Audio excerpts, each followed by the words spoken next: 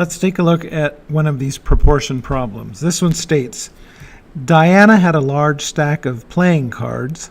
She knew that 17 of them were kings. She took a sample of 30 cards and found 4 kings. Approximately how many playing cards did Diana have? Now I'm going to be using this template with the whole and the sample, and first thing I want to do is take a look at what is being compared in this particular problem.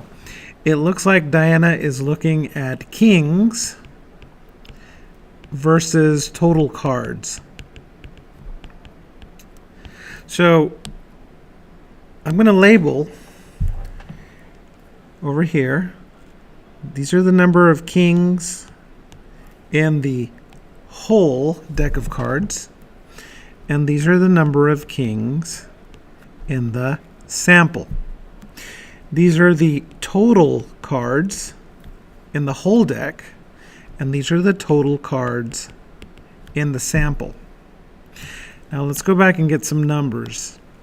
So in this position here, we're looking for the total number of kings, and it says she knew that 17 of them were kings. So I'm going to write 17 here. She says she took a sample of 30 cards, so my total sample was, it goes right here, was 30. And in that sample, she found 4 kings. So in my sample, she found 4 kings. Now, she is looking for the total number of cards. That is the unknown. So in solving this, I'm going to have the proportion 17 over x equals 4 over 30. Now, I told you, and the book mentioned this, that when we solve these proportions, we'd like to have the x in the top left position, so where the 17 currently is. And we have different options of doing this. One of the options is to find the reciprocal of each side, and that looks like what we're going to do here.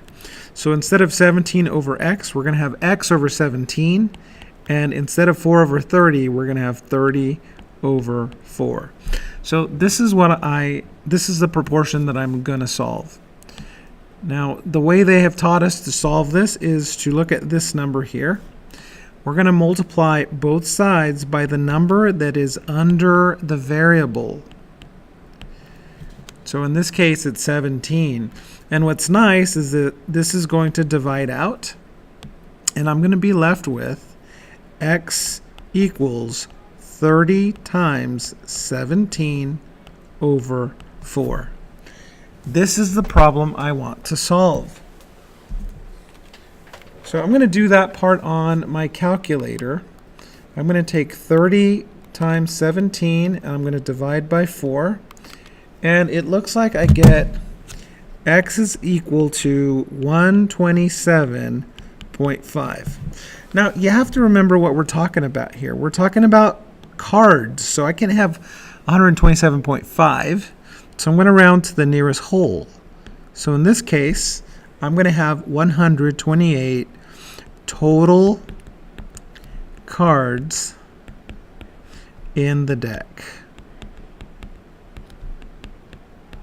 When I write my final answer, that is what I want to write. Don't just say 128. We want to know 128 what?